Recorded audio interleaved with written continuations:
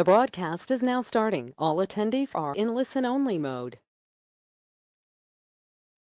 Hello, everyone. Welcome to today's webinar presentation put on by Transfinder. Today we're going to have a discussion from industry experts in media covering K through 12 operations, K through 12 transportation. We're very excited to have today's discussion. My name is Andrew Hamilton. I'm the Senior Application Specialist with Transfinder Corporation, and I'm just going to be doing a bit of an introduction to today's webinar.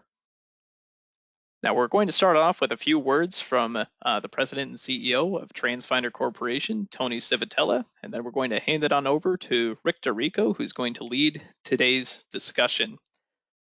With that being said, before I hand it over to Tony, for today's presentation, we want you to take advantage of the fact that this is an interactive session. So you'll be able to hear us, but we won't be able to hear you. But that's okay. Over in your GoToWebinar control panel, there is a questions panel.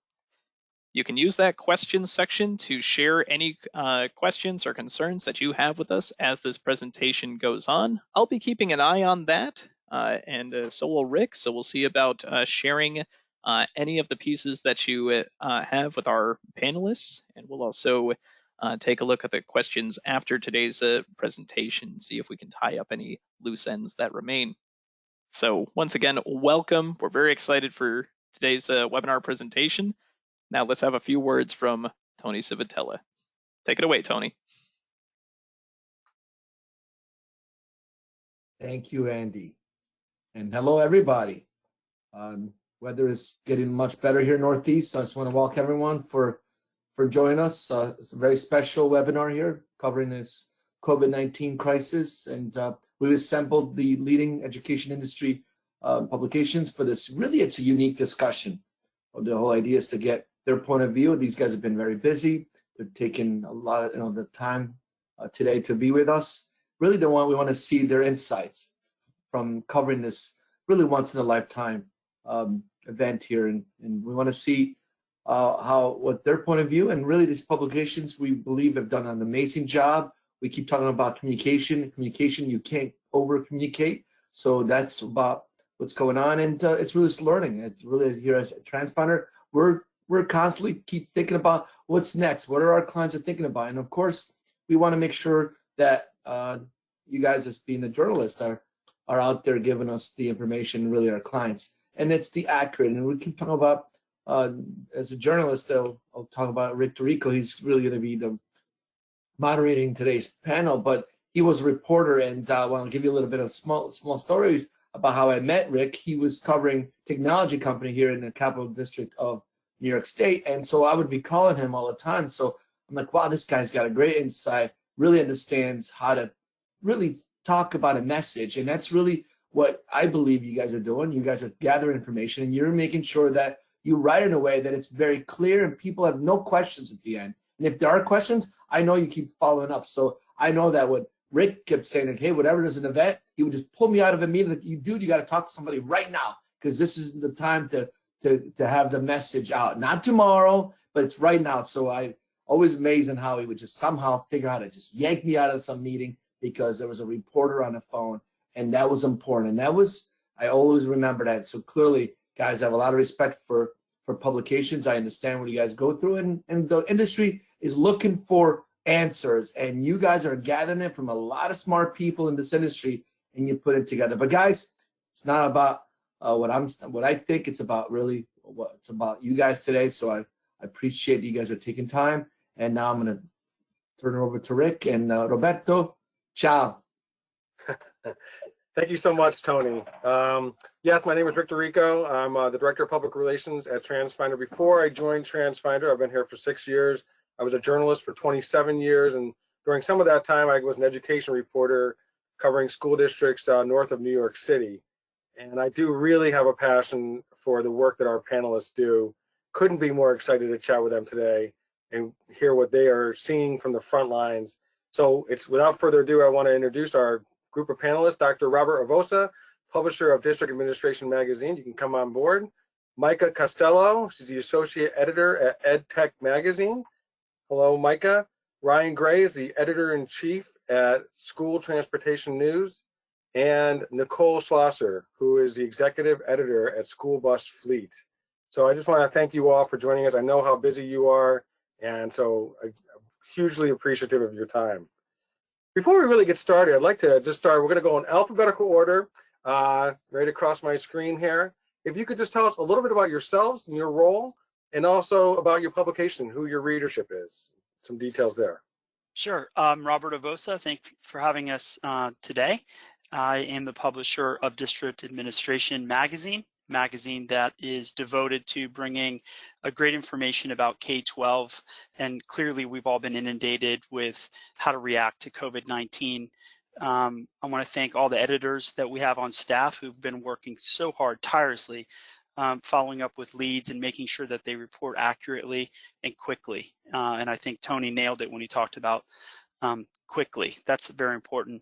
A lifetime educator. I spent 25 years in public education. I started off as a special education teacher, loved every minute of it, and worked my way up to superintendent of schools. I had a chance and great privilege to run Fulton County, Atlanta, Georgia, school superintendent there for almost 5 years, and then spent 3 years in Palm Beach County schools, running the 10th largest district in the nation. So I've watched as colleagues across the country are struggling with this, and we have a great opportunity to help them really share their ideas and thoughts and come up with good solutions for kids. Thank you.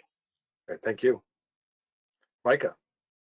Cool. Hi, everyone. I'm Micah Castelo. I'm the associate editor for EdTech magazine, and I've been with them since January. I cover technology and education issues, as well as solutions for IT leaders, educators, and other key stakeholders in the K12 space.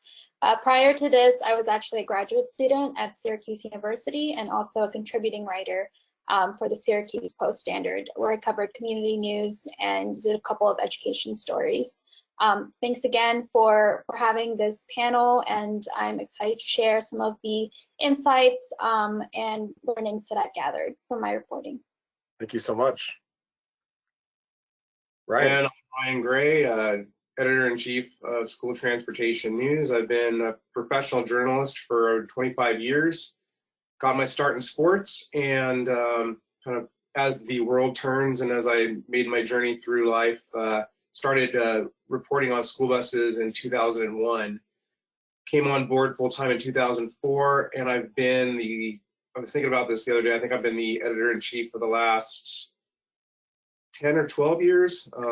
Kind of a blur, time flies when you're having fun. The other hat or hats that I wear with the company, STN Media Group, is Chief Content Officer. I direct and help produce all of our content at our 3 national conferences. So the Transporting Students with Disabilities and Special Needs National Conference, which is in the Dallas area in March. We had to postpone that because of COVID-19. We have this past year, last year actually, we started the STN Expo Indianapolis, and we're doing that in conjunction with School Transportation Association of Indiana. So they have their annual conference as a part of that. We've postponed that as well. So TSD and Expo will be October 8th through the 13th, Indianapolis, hopefully.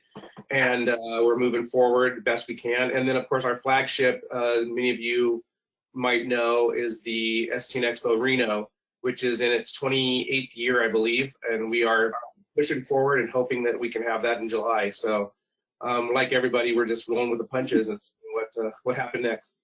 That's right. Thank you. And last but not least, Nicole. Hi, everybody. I'm Nicole Schlosser. I'm the executive editor at School Bus Fleet magazine, which covers school bus fleet management and maintenance and regulatory developments in the pupil transportation industry, as well as school bus commerce. And we've been around as a magazine, or School Bus Fleet has, since 1956. And since then, we have evolved beyond simply a magazine to print and digital and a website. We offer research and webinars and an educational event annually School Bus Fleet Connects. Our readership is mainly transportation directors and managers, bus drivers, safety trainers, monitors. So we run the gamut of school transportation. And before I have been an editor with School Bus Fleet for the past 6-ish years. Before that, I was an editor for Metro magazine, which covers the public transportation industry. And thank you for the opportunity to be on this panel. Oh, I'm so glad to have you. And I hope at the end of this panel, people will go to your websites to see really the great work you do. It's chock full of information. I just want to start off with a kind of on a positive note for starters, because you all have seen some pretty inspiring things in your coverage, and really we don't need to go in any order here. Just, are there any things that resonates with you that might resonate with our listeners about just the stuff that you're seeing in the schools as they're rising to the occasion during this really challenging time? Well, one of the things we keep hearing directly from school superintendents, teachers, principals, and even community members who share their thoughts and ideas is just how innovative schools and teachers and principals are ensuring that kids stay engaged, that some learning continues, even though this happened very quickly and people were caught flat-footed.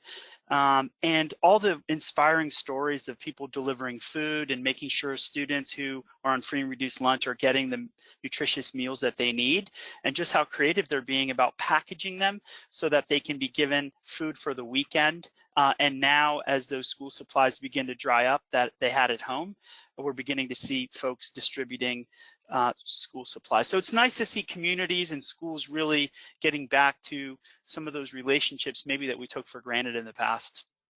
And Robert, that's a really good point, actually.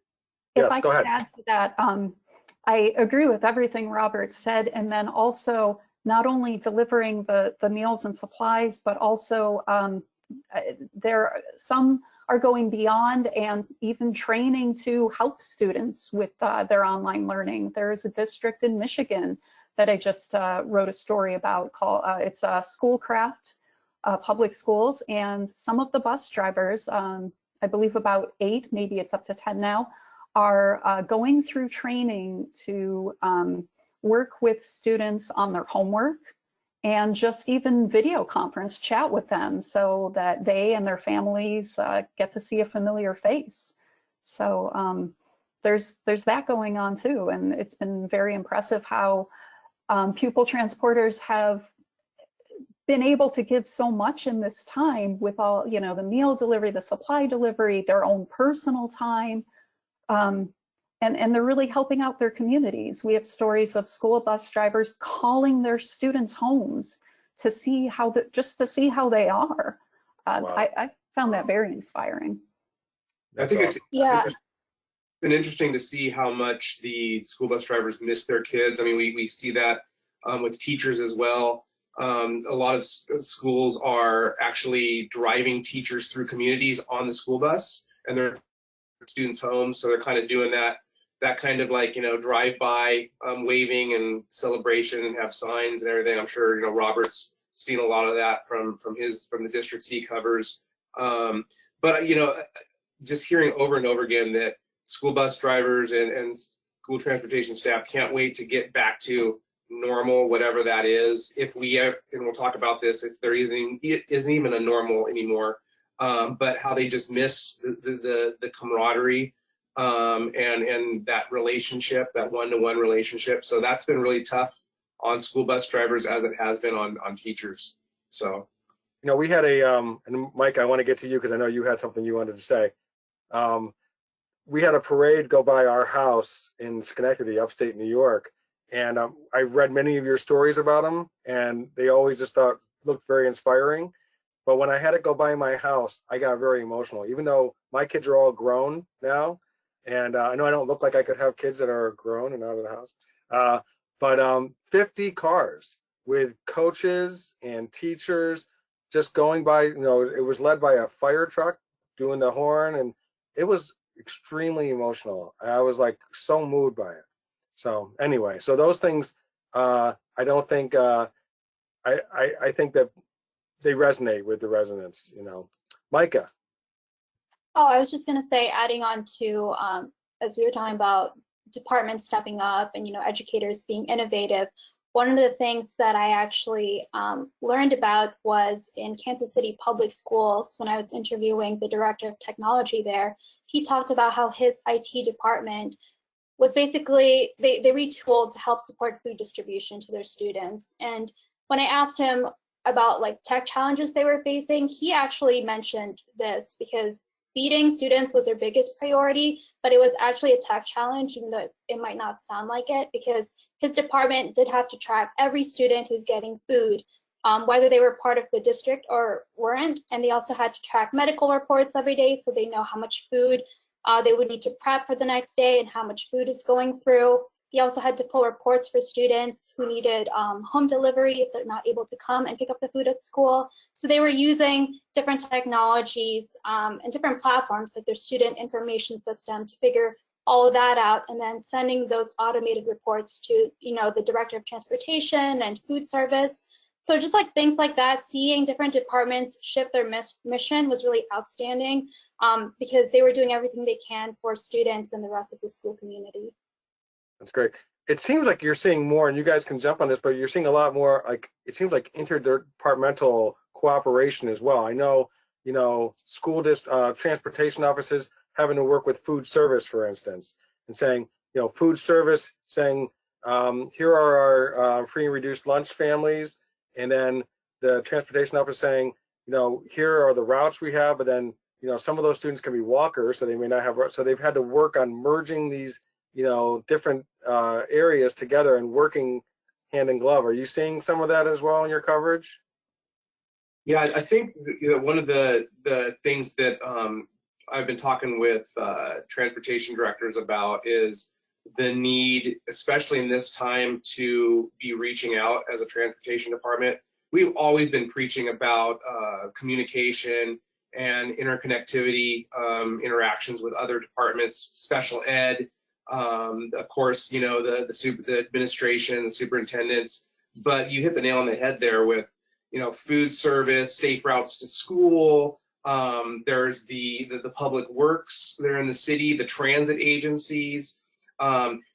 Transportation really has an opportunity, and I wrote a little bit about this in my column in March when this thing, or I guess it was the April issue, when this thing was really starting to break. And I said, in every crisis, you can look at it as, oh my God, the sky's falling, or here's opportunities for us and built-in resiliency.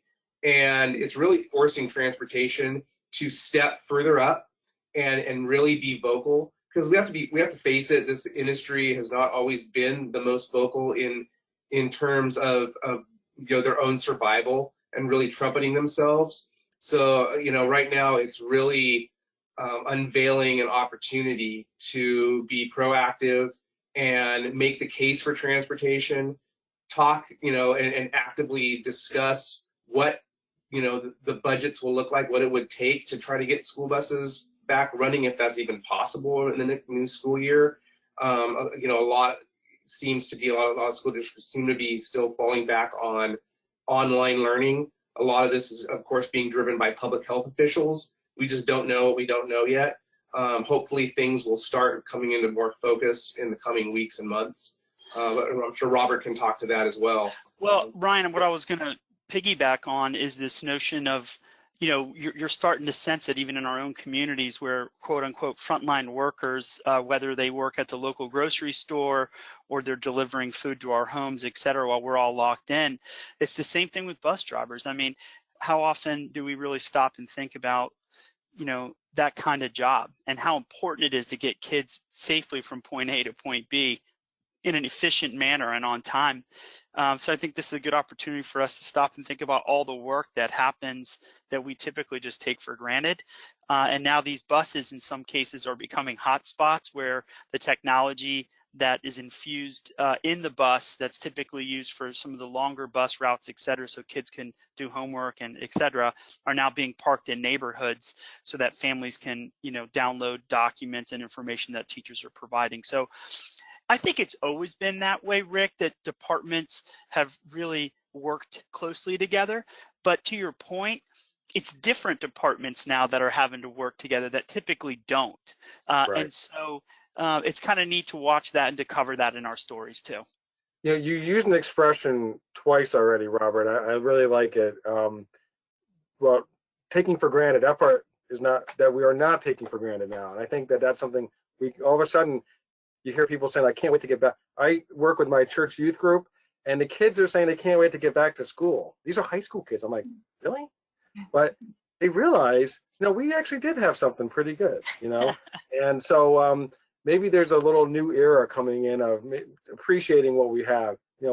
One transportation person told me a couple weeks ago about just the importance of the school bus itself being visible, that's just a sense of normalcy. Even if it's not delivering students right now to school, delivering food, delivering Wi-Fi. You mentioned the technology, notebooks, whatever it may be. Just seeing school buses, it's almost like, remember when after 9/11, we didn't see planes in the sky for a little while. And just to see that first plane again, I remember just being like, wow, I didn't realize how much I appreciated seeing an airplane in the sky. Micah, you look like you were shaking your head. Oh, no, I just agreed. That was one of the things that we've been trying to cover is mobile hotspots and how school districts are retrofitting school buses and turning them into mobile hotspots and parking them in neighborhoods where families may not have access to the internet.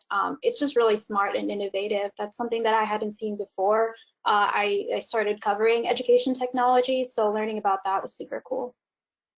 And speaking about opportunities, that's one for districts. We've been covering Wi-Fi on school buses for several years now. And as Robert mentioned, it really started with more rural routes, field trips, athletic trips, so kids could get caught up on homework, use that commute time. But Austin ISD in Texas, they were already planning on outfitting Wi-Fi before this thing happened. And they recently got 900 buses fit with Wi-Fi routers. And they're parking them in apartment complexes where they can reach 20, 30, 40 kids.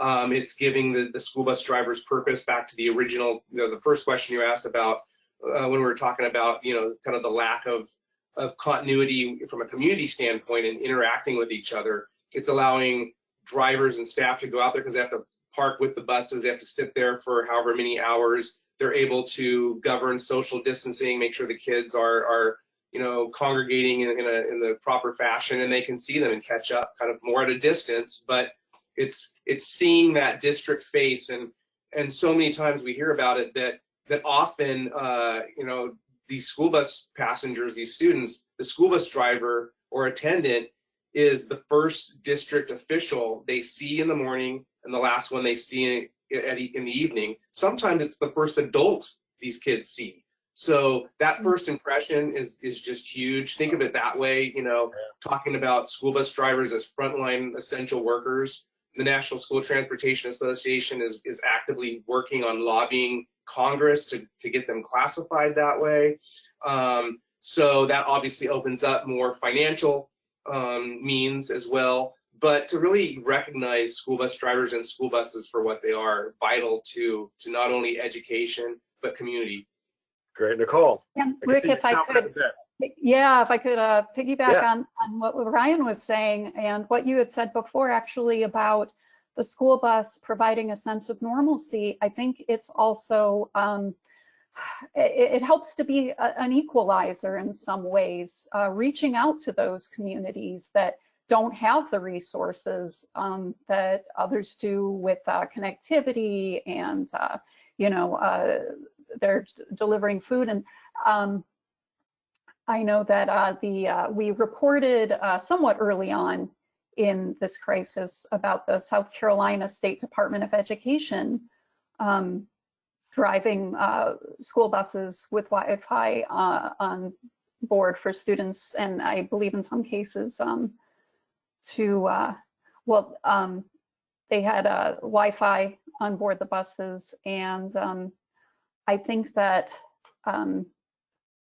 that's something that this crisis generally has laid bare a lot of the inequity generally that in our society. And one of the solutions that we do have is the school bus to, you know, to offer some resources there. Yep. And it's the students that are going to suffer most, and hopefully we'll have some solutions as schools do reopen, are the students that have no other way to get to school and have access to an education.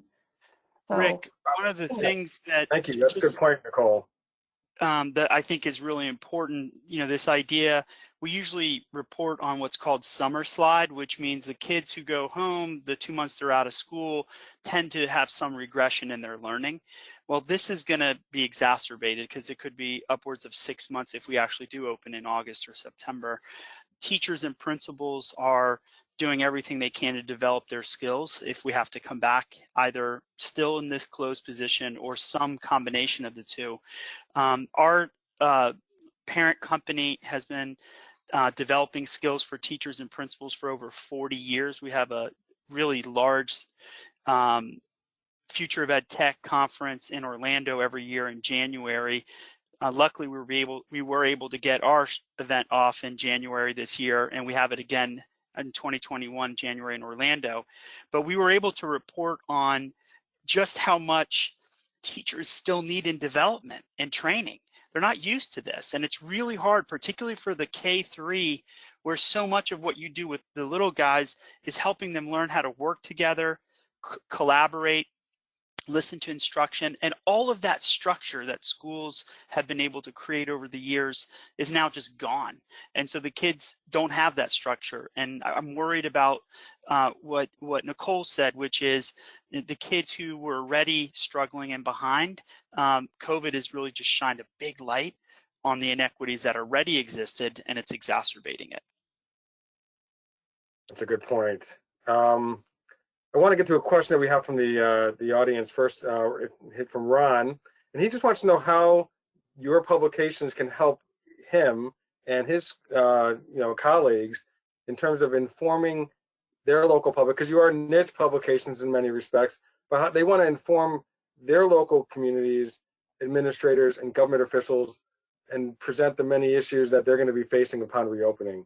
So, you know, how can using your information, I mean, I guess one way you could do is just literally print it out or forward stories to people, but do you have any other thoughts about how they can use the information you guys are putting out there to help inform? Well, I mean, one of the things we've been publishing, are, this idea that some of the bigger districts are pushing the feds to spend more money on making sure that we don't have to cut teachers in the classroom, we don't have to cut budgets because the negative economic impact on budgets, and we don't want to do that. The kids need their teachers more than ever. They need the class sizes to stay the way they are, not grow larger. So, going online, using some of those policy letters that we issue and positions and platforms to push your representatives and senators and others to invest in public ed.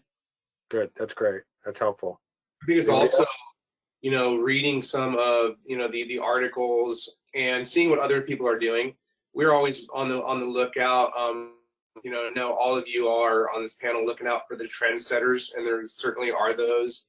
And there's a lot of districts that are just, they're looking around and they're looking for answers, and they want to know what their district next door or downstate is doing. So really pour through the articles with an eye to innovation and applying that to what's going on in your own operation. How is what someone else is doing, how is that applicable to your challenges? And then communicating that. Oftentimes, of course, transportation, they need to push that up the flagpole and go to their assistant superintendent or their superintendent and talk about that before they can even get in front of the school board. But as I was mentioning earlier, it's just really, from a transportation angle anyways, it's really vital that you take the bull by the horns, you take the reins, you are proactive, and you're looking at what you need to get done. And a lot of times, again, you're feeling the pressure downwind. This is what you're kind of being, the edict is, hey, we need to figure out how to do this. Well, you need to pass along those costs. If you're going to, demand that school buses can run again, or we're going to have, screening kids' temperatures at school bus stops, or, having social distancing in buses, that's going to cost X, because we're going to need more school buses. We're going to have to hire more school bus drivers amid horrific shortage the industry has already been facing. So it's just, really looking with going through the content with a fine-tooth comb and trying to pick and choose the things that are really applicable to you. Do your homework, and then talk to your folks in your district about how we can find solutions. Go ahead, Nicole. I was just going to say, I agree with that, and we have always strived, but especially now, to provide solutions-oriented stories. Historically, we like to publish news that is instructive, that trainers and transportation directors can take to their employees and their school boards and say, look, this district had this problem and they tried this and they had some success there. So if they're, and that's what we hope our readers can do with our content. And also reach out and suggest, I'm having this problem. Do you know of any other districts that are dealing with this, or contractors? And that's something that we can, look into. Speaking of go ahead, Micah, were you going to say something? Oh, I was just agreeing. Yeah. Hey, Too Rick, much agreeing, Micah. Come on. Rick, I did want to add something. One of our most popular areas on our website right now are we have over 2 companies that have stepped up and are providing free resources during this time for both parents and teachers. It's over 200 different groups that are providing some free resources. That's been super popular. And then moving back, we actually interviewed Dr. Ian Saltzman, a superintendent in Everett, Washington, who may have actually had the very first K-12 student, an 11th grader, who tested positive. And he may have been the first school district in the country to actually close a school because of that. So, those were some really early signs that we saw that superintendents and others started paying attention. Even though he was super healthy and after 15 days he recovered and was clear, it was our first signal that this could become a major issue across the country. Interesting. I just read a story earlier this week about 45 states in the District of Columbia are all closed for the remainder of the school year. But I think it was Montana, this little tiny school of, I think it's like 256 students, reopened this week because the parents, 90% of the parents were surveyed, said, we want our kids to have some normalcy before they go into summer. So that's going to be whatever that little town is in New Hampshire, that's the bellwether of the election kind of thing. I think that little district in Montana. I mean, is there, I don't know, what are you hearing about, even summer school? Are you hearing that, are some schools going to just skip right over until the fall and just kind of wash their hands of summer? Are you getting a sense of that? Los Angeles Unified, just this past week, they announced that they announced first of all, their start of school year, which is probably about where it was scheduled to, August 18th. So the second largest school district in the nation, coming out and saying, hey, yeah, we have a plan, at least from a schedule wise. But they announced, online learning is going to continue through the end of the year, through June. Then they're going to roll into summer school. So it's the first time in history, according to Superintendent Austin Buechner, who said that all students would be eligible for summer school. So they're trying to close that gap and then get school started again in mid to late August. They don't know yet if they are going to be returning to class. My gut tells me that there's going to be very few school districts, especially in larger areas, that will be going back to full on first day of school, all the kids come back. We're going to be seeing it staggered, at least, some online.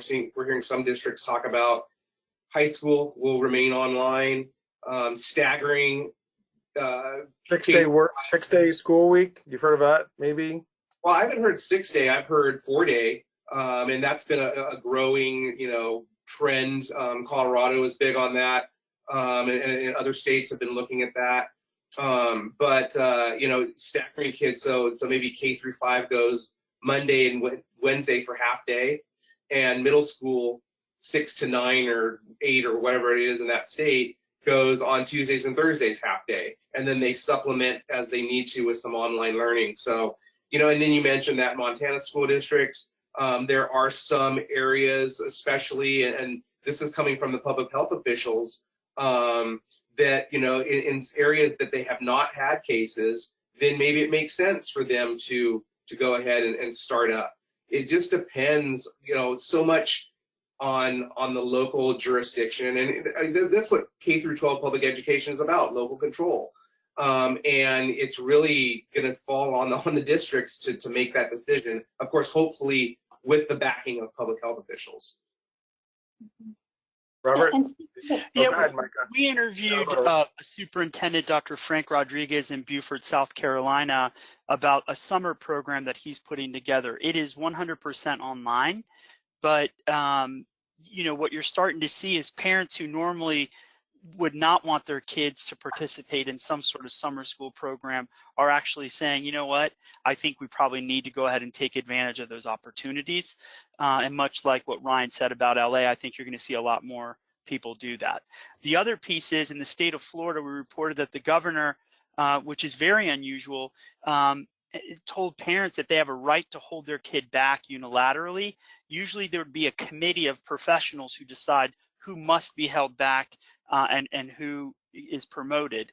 And so I thought that was kind of interesting. I've not heard that from any other state, but basically saying if a child was already doing poorly in 7th grade, for example, now they've gone through this period of time with very little learning, and the parent wants to hold them back, then they're allowed to do so legally.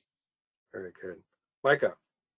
Oh, I was just going to add on to what Ryan was saying, since we were talking about how schools are, or what the fall might look like for schools. Some of the technology solutions that we've been hearing that schools are looking into are things like introducing contact tracing, which uses Bluetooth technology, and even drones to disinfect classrooms and furniture to prepare schools or for students going into you know, the building. Also, temperature check kiosks with fever screening, and also finding ways to distribute devices without having to come into contact with people. So things like Lock and Charge, which is like a mobile device charging station, so that kids can easily pick those up. And another thing that I also wanted to mention, since Robert was talking about resources earlier, one thing that I found through my reporting was the Center on Reinventing Public Education has this database that lists out district responses to the coronavirus school closures. And I think it would just be really helpful for you know, educators to take a look at this and see how different districts are responding. I mean, it's huge, and I can share the link, but they look at, you know, from how schools are taking attendance to, you know, how they're grading and things like that, which is just really helpful to see. I neglected to mention earlier, so thank you. It's called the Center for Reinventing Education? Yeah, Center on Reinventing Public Education. That this webinar will be on our best practices page, which is, you know, anchored off of our homepage, transfinder.com, and this will be up in a couple days. So, but that's great. That'll be helpful. So, Mike, I want to kick it back to you again. You had I thought, a very thoughtful story. I think it was yesterday or earlier this week. It's headlined, "How K-12 Schools Monitor Attendance During Remote Learning." And then the subhead, "Taking a Flexible and Mindful Approach to Student Attendance is Key." I just want to give me some of the takeaways from that story. Yeah, so one of the things when I was doing research for this story, one of the things I found, and I actually used that database that I mentioned, is that schools aren't just, you know, tracking who's present and who isn't, but really using this time to take a look at which students need the most support and the resources, especially for schools who are doing online learning. You know, some may just be, or may have to opt to send out paper packets, but others, you know, have kind of a blended learning where it's remote online learning and paper packets, or just fully online. So what districts like Montgomery County is doing is monitoring engagement and seeing who is able to attend live classes or those virtual check-ins with teachers and things like that. And they're really just focusing on connecting with students during this time rather than like, okay, let's check grades and see, because it's really hard because you have to prioritize students' mental health, above all this. I mean, we are going through a pandemic right now, and, it can be hard to focus, and especially with the inequities that we were talking about earlier, how can you ensure that students are learning equally, especially in this time period? So it's great. Question for Robert and Micah. What's the sense you've been getting from school districts in terms of their investments in online? Because we just had the CARES Act. I mean, literally hundreds of billions of dollars going towards building that infrastructure. They're not going to throw that out once this thing, ends. There's something like 3 to 4 million kids that are homeschooled a year, according to the National Center on Education Statistics. You think about all the parents that hold their kids out essentially of public school districts because they don't believe in vaccinations. From our standpoint, we've been looking at it as, school districts have a whole new subset of customer, if you will, to reach out to after this. What's the sense? Have you been hearing from school districts that are saying, yeah, we're kind of, really, we're going to continue. We've invested this money. We've gotten some CARES Act money or from the state or whatever. We're continuing with this thing. We're trying to expand it. Well, just to clarify, the feds have released $30 billion, of which half went to K12 and half to higher education. So the dollars are not as significant when you spread them out over 15,000 school systems across the country. The dollars are coming in, and folks are buying materials for preparing for opening of schools. In this case, I see it in 3 buckets: a traditional approach, meaning a regular opening, or going back to this sort of distance learning, or a hybrid approach. Those are the 3 big things, and really timing here is everything. I do think that there's going to be some school systems that will be smart about how they handle this and create new paradigms around where learning takes place. We have all, because of our own experiences in school, think of learning between 8 and 3 o'clock, and then sort of it ends and you go home and practice a little bit about what you learned. I think what we're going to see here is, if we play this right, we're going to be able to catch up a lot of the kids who traditionally have been left behind: African American, Latinos, English language learners, children who live in poverty, who've not had enough opportunity to learn. And I think districts that are smart about this will continue to leverage those technologies, even when we go back to school in August or whenever the week gets open. Mike, I want to get to you. So real quickly, just because I'm older and I'll forget what I'm going to say. I talk about different types of learners, right? There are tactile learners, there are lecture kids, there are different types of learners. So in a way, there's online learners that probably thrive in this environment. So it does sound like this hybrid may be something where we put some students say, you can learn this. We're going to put the kids in those classes that thrive in that environment, possibly. Robert? Yeah. There's no doubt. I mean, I think you're going to see there's going to be some parents who decide, you know what, we can kind of figure this out. There's others who can't wait to send their kids back to school, right, and they're losing their mind. Right. I see it in my own neighborhood. I've got 2 kids in my house who are going through this right now, a high schooler and a middle schooler.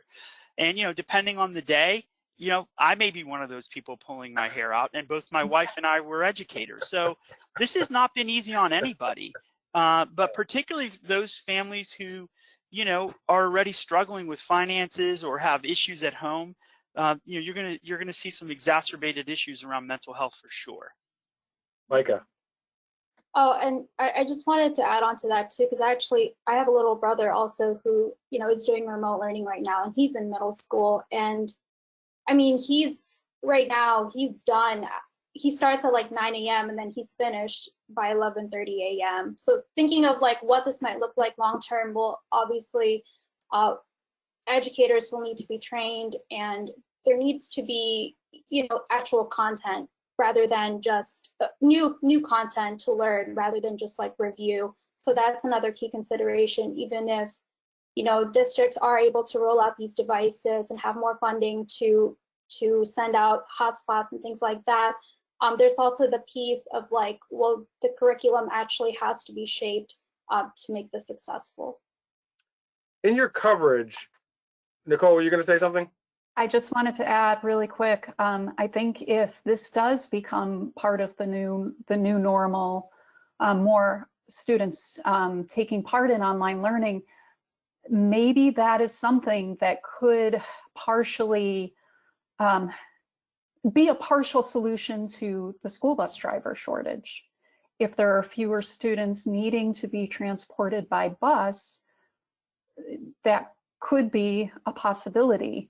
One thing that was discussed in a webinar that we recently held was the fact that many school bus drivers are in the vulnerable 60+ range for COVID, and that they may not want to take the risk of continuing as a bus driver.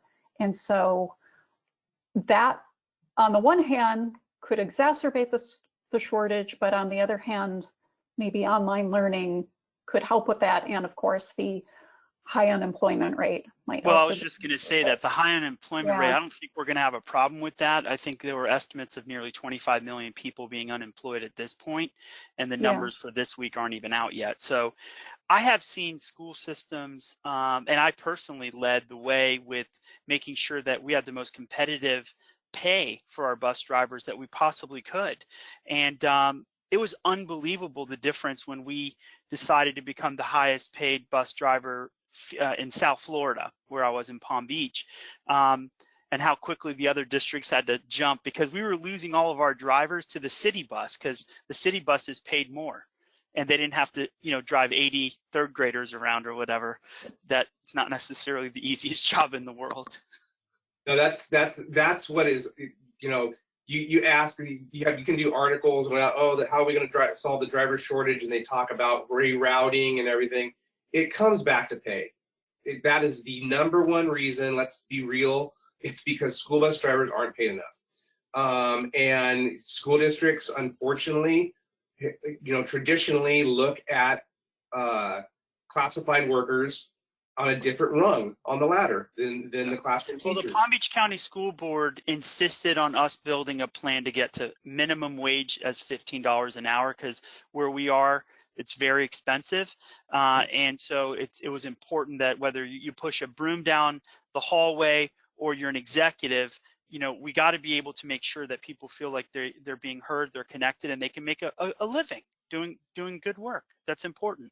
And talking about the continuity, that's what makes, you know, any industry, any community thrive, is the continuity. So that's the best way to keep drivers in the fold is, you know, you can talk about, you know, the team building, and that's important. The culture, it's extremely important. You know, and you can see these different studies that say, oh, actually people value the culture and freedom at work, and their coworkers more on a little bit higher rung than pay. But it does come, you know, people have to eat, right? So they have to eat.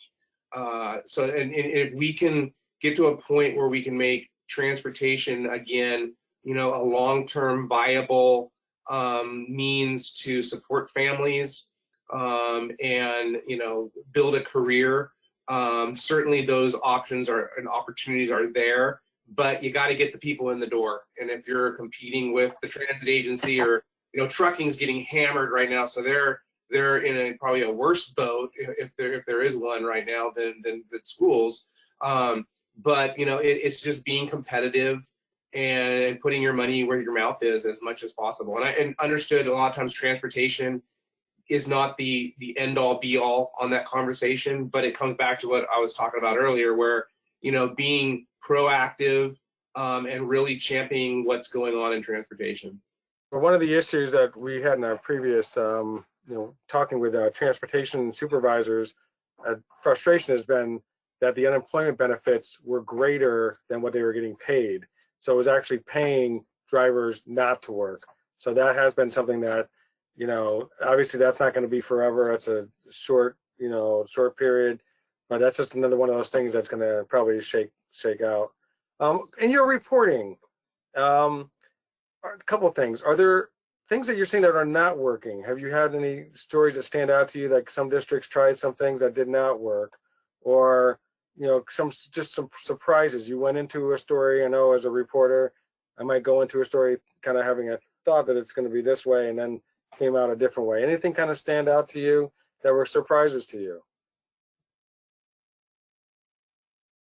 Well, for me, what we have seen is that our school superintendents were very upset with the companies that were trying to take advantage of this COVID crisis to sell something to them, and several outspoken, very popular superintendents who've been on Twitter pushing out, basically shaming those companies for being too aggressive in their marketing. So we thought that was kind of interesting. Sure.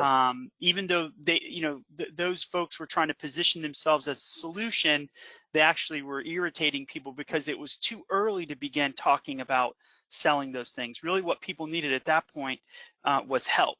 And the companies that were smart positioned themselves as providing free solutions for the next 90 days.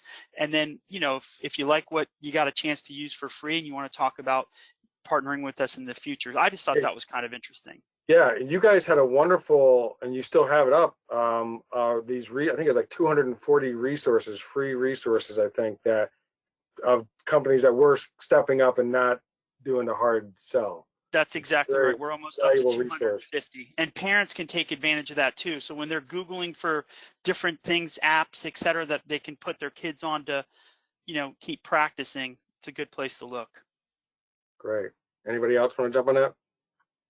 Well, I think one of the interesting things, and it wasn't so much that we were going down one angle and we had to do an about face, but just the number of school districts on the contracted school transportation side that aren't paying their contracts, and kind of wrapping our heads around the fact that, hey, this money's already been budgeted for the school year. On the flip side, a lot of the school districts, public school districts, we've seen that they've been pretty proactive across the board in most places of making sure all employees continue to get paid. But when it comes to the contractor, that's where a lot of the school attorneys are looking at, like, the language. Even though there was some language in the CARES Act that NSTA got in there to try and cover contractors. But and there's been these various executive orders that governors have issued. But if you look at the language, it's along the lines of, to the greatest extent possible, keep paying. And attorneys will see that and be like, oh, well, that's not possible. Yeah, well, Ryan, that's one of the questions that came in specifically, was hoping you guys will talk about the issue of school districts withholding payments from contractors despite laws being passed mandating them to pay. Because there's the rub, man.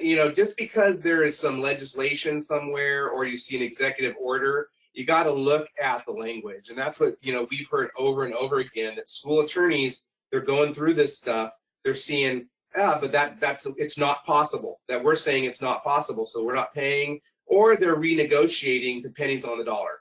They're cutting it 80%, 70%, sometimes lower of what the original contract was. So that's really pinching the companies, because of course if they don't have the money coming in, can't be going back out to their employees. So they're furloughing, laying off. We saw, there's one of the largest school bus contractors on Long Island last week went out of business. They temporarily furloughed 900 school bus drivers in March because of this thing. Well, last week they had to actually close their doors and say, we're out of business. So they had to lay off 900 plus people permanently. So that's a lot of traffic has been coming to our site for that reason, and have been hearing from school bus drivers all over the country saying, hey, we are getting paid, but we've had our hours reduced from 38 to 20 or 15. And to your point, Rick, you were talking earlier about the unemployment. Well, this is a boon. Well, for some people, but for some of these school bus drivers can't get that unemployment because they are still technically employed. Have heard from some readers that they're saying they're hearing from their unions that the states are telling them, oh, well, we don't want these drivers on unemployment because they technically still are getting paid, because as Robert said, there was 25 million people or whatever the number is, the number today is, of unemployed. So states are getting overtaxed, and we see right now they're going to Washington and they're saying, hey, we need help. We need to we need to fill up our unemployment coffers again. So it's been this perfect storm, and I think that is affecting the driver shortage in a negative way. On the face of things, you can say, oh, well, the economy's in the pits. Last time we had, in 2008, we saw that was actually a real boon to school bus drivers, to hiring school bus drivers, because there were so many people out of work. But we can't. I think it's a mistake to, if we put too much credence in, oh, well, it worked before, it'll work again, because it's just different issues going on. So I have heard from a lot of school bus drivers directly who have said, hey, we can't do this anymore. We're leaving. I've been driving for 15 years. I love it, but I just can't do it. Now, where they're going to go, this might be them in the moment, just frustrated. That's the role. Definitely a very, very big pressure and anxiety that people are feeling. Nicole, I see you shaking your head a lot. Yeah. I have encountered the same. We've had readers telling us the same things about contractors not getting paid by school districts in many cases. And recently, the president of the New York School Bus Contractors Association, Corey Muirhead, was very vocal about some of the reasons that were being used by districts. And one interesting one was that paying the contractors would constitute a public gift.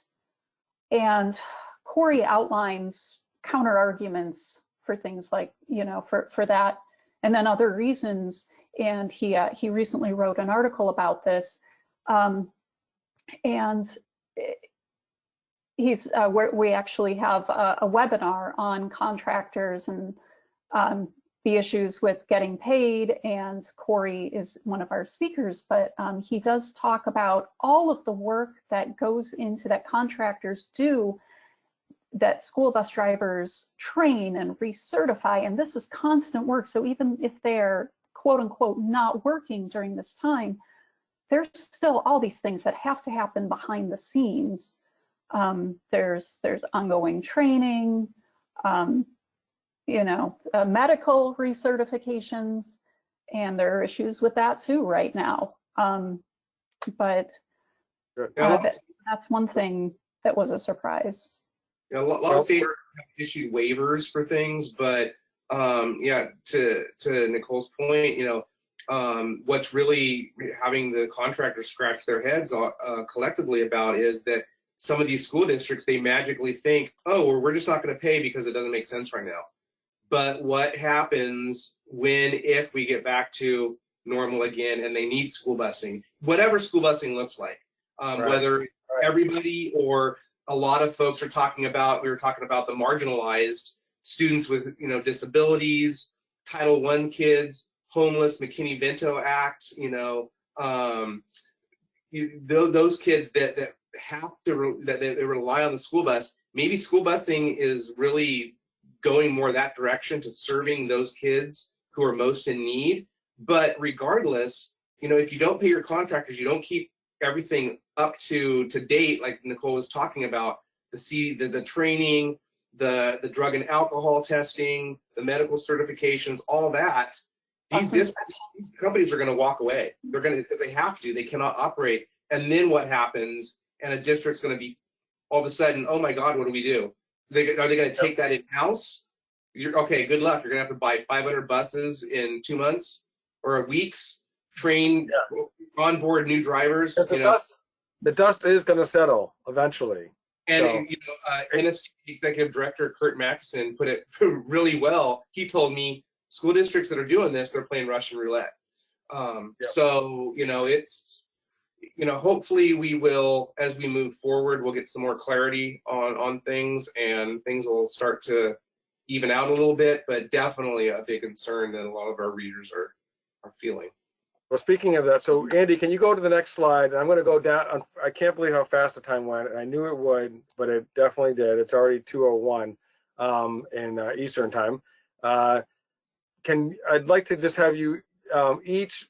So this is contact information for all of our panelists, and they all gave me permission to give their email addresses. Can you just maybe just say quickly the best way for them, so what kind of stories you're looking for? So, you know, that would be useful if they were going to reach out to you to maybe share one of their stories. All right. Well, we're always looking for contributed content. You can go to our website. There's actually a little button there where you can look at how to organize your thoughts and how we typically like to have it. I'd also encourage people to share some good news. I mean, it seems like so much here lately, all we've heard is bad news. Let's share some good news about really cool and innovative things people are doing, some good feel stories, you know, that we could share with one another. You can also follow me at Robert_Avossa. That's my Twitter handle, and feel free to email me at ravossa@lrp.com.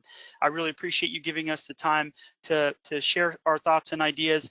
And if folks want to reach out, certainly do. And if you want to contribute some content, district administration is always looking for good content. Thank you. Great. Thank you so much, Robert. Micah. Oh, yeah, same thing. We're looking for contributors as well. Can you hear me? Yep, you're good. Oh, okay.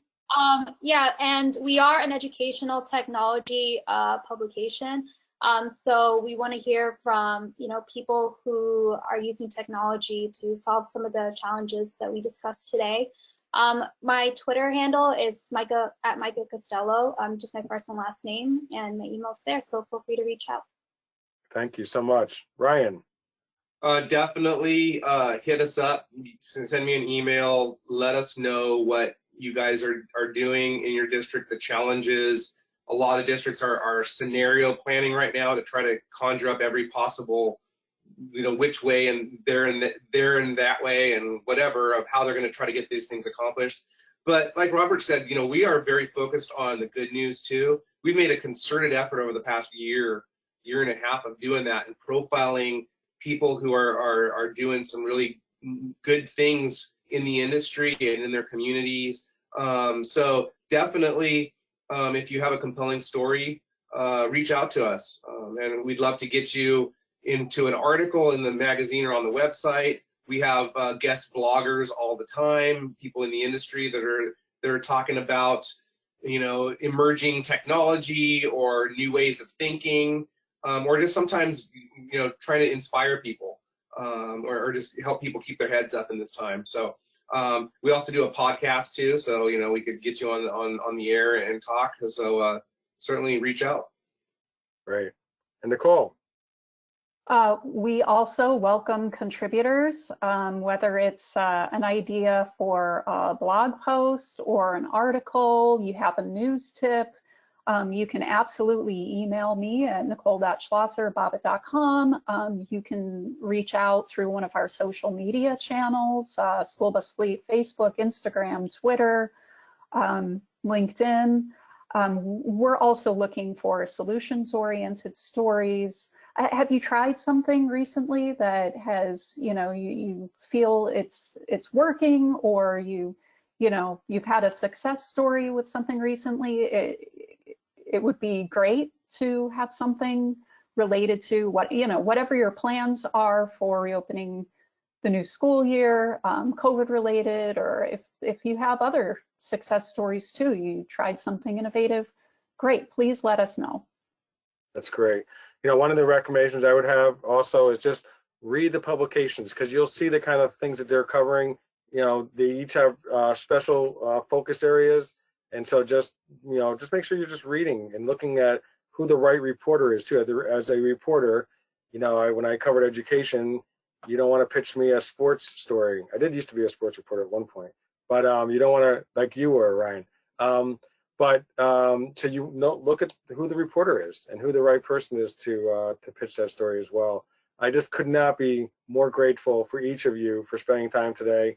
Hopefully we can maybe revisit that, if you guys wouldn't mind, maybe joining me in a few months, and we can kind of take a look, you know, forward as well as looking back a little bit. I think it has been very uplifting. You guys definitely have talked about solutions, and I just want to thank you so much. I hope everybody who came on board got something out of this as well, and I hope you all have a great rest of your day.